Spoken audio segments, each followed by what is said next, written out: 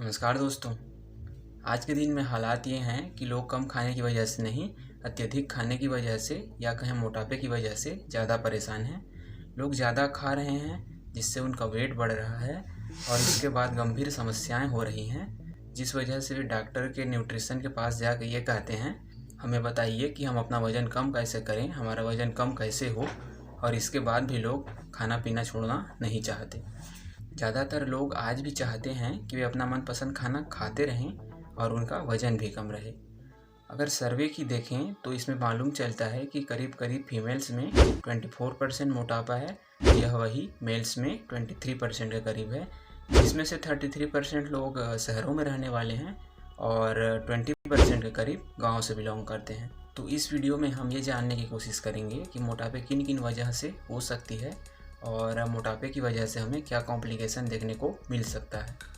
It's not a secret that Indians love their food.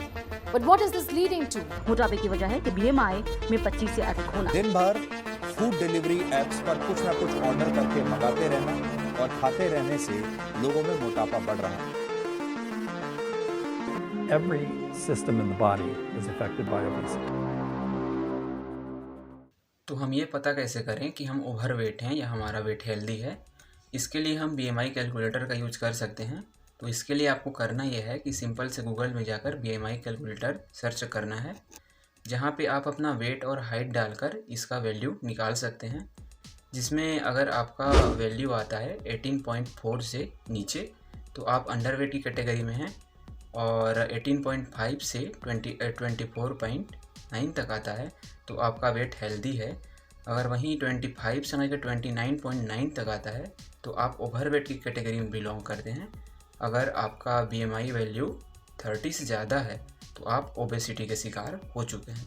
दोस्तों, यहाँ पे एक बात ध्यान रखना ज़रूरी है, यदि आप ओवरवेट की कैटेगरी में हैं तो आपको अपने हेल्थ और लाइफ स्टाइल पर ध्यान देना बहुत ज़रूरी है, नहीं तो आप ओबेसिटी की कैटेगरी में जा सकते हैं। जब हम बात करते हैं इस कारण की, तो इसके तो वैसे कई कारण होते हैं जिसे वन बाय वन हम डिस्कस करेंगे। तो सबसे पहला, ओवर ईटिंग। इसमें होता यह है कि कई लोग ज़रूरत से ज़्यादा चीज़ें खाने लगते हैं, अनहेल्दी चीज़ें, और कई लोग तो डिप्रेस के होने के टाइम भी बेवजह खाना खाने लगते हैं। बच्चों में अगर देखें तो टीवी देखते हुए, गेम खेलते हुए वे लोग ओवर ईटिंग के कंडीशन में आ जाते हैं। अगर बात करें इसके अगले कारण की, तो इसमें होता यह है कि कई लोगों को जेनेटिक प्रॉब्लम होता है, जिसमें उनके फैमिली में कई लोगों को ओवर वेट की प्रॉब्लम है, तो उनमें आने की चांस बढ़ जाती है। लेकिन यहाँ पे ये याद रखना ज़रूरी है कि अगर हम प्रॉपर डाइट को फॉलो करें और फिजिकली एक्टिव रहें तो हम इस कंडीशन को भी कंट्रोल कर सकते हैं। इसके अगले कारण की बात करें तो ये हो सकता है कुछ बीमारियां हम पे हो जिस वजह से हमारा वेट बढ़ने लगता है। इसमें हो सकते हैं क्रोनिक किडनी डिसीज, जिसमें होता ही है कि हमारा किडनी सही तरीके से फंक्शन नहीं कर पाता, जिस वजह से हमारा वेट बढ़ जाता है। और दूसरा ये हो सकता है एनीमिया, जिसे खून की कमी भी कहते हैं।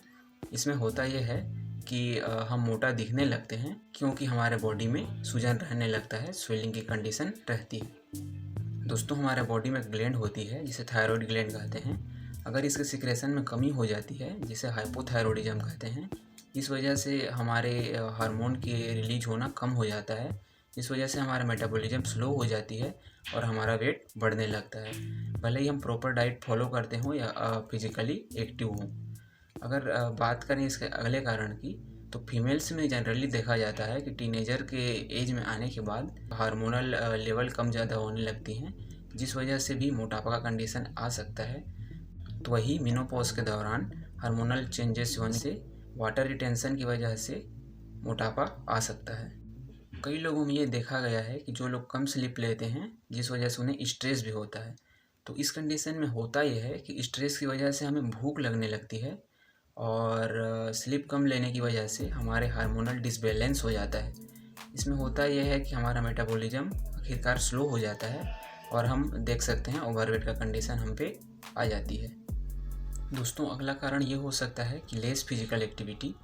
सपोज कीजिए कि यदि आप 2000 कैलोरी अपने फूड से एनर्जी ले रहे हैं और उसमें से आप 1800 ही यूज कर पा रहे हैं, तो डेली का जो 200 कैलोरी आप पे बच रहा है तो बॉडी में वह धीरे धीरे करके जमा होने लगता है, जिस वजह से फैट में कन्वर्ट होकर हमारे बॉडी में वेट को इंक्रीज़ कर देता है।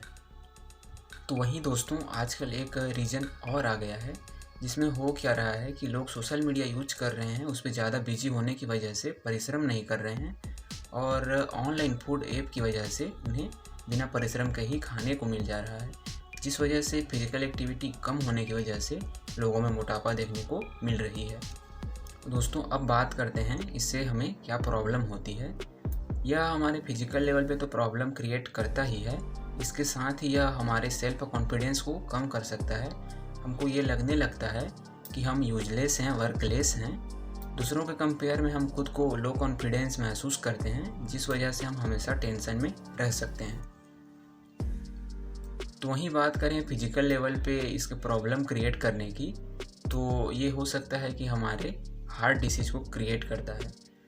बेसिकली होता क्या है कि वेट बढ़ने से हमारे बॉडी में कोलेस्ट्रॉल और फैट का लेवल बढ़ जाता है, जिस वजह से हार्ट की जो आर्टरी होती हैं उनकी दीवारों पे ये कोलेस्ट्रॉल और फैट जमने लगते हैं, जिस वजह से कई सारे हार्ट डिसीज़ होने के चांस बढ़ जाते हैं। तो वहीं दूसरे नंबर पे बात करें तो यह डायबिटीज़ को क्रिएट करता है।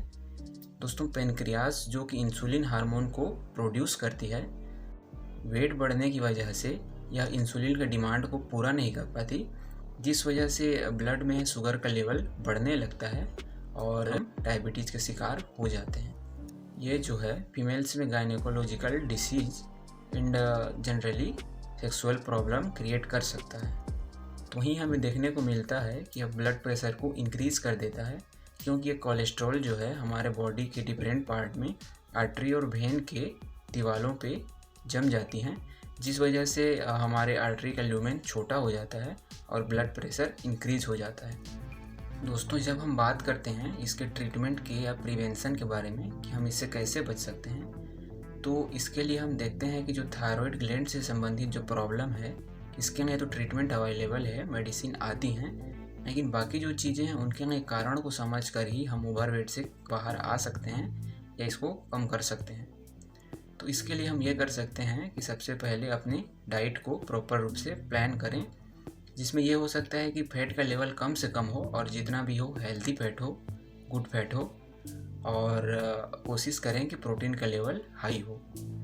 दूसरा ये कर सकते हैं कि हम रेगुलर एक्सरसाइज करें, जिस वजह से यदि हमारा फैट जमा हुआ है तो फैट बर्न हो, और यदि फैट नहीं जमा है तो आगे जाके फैट ना जमे।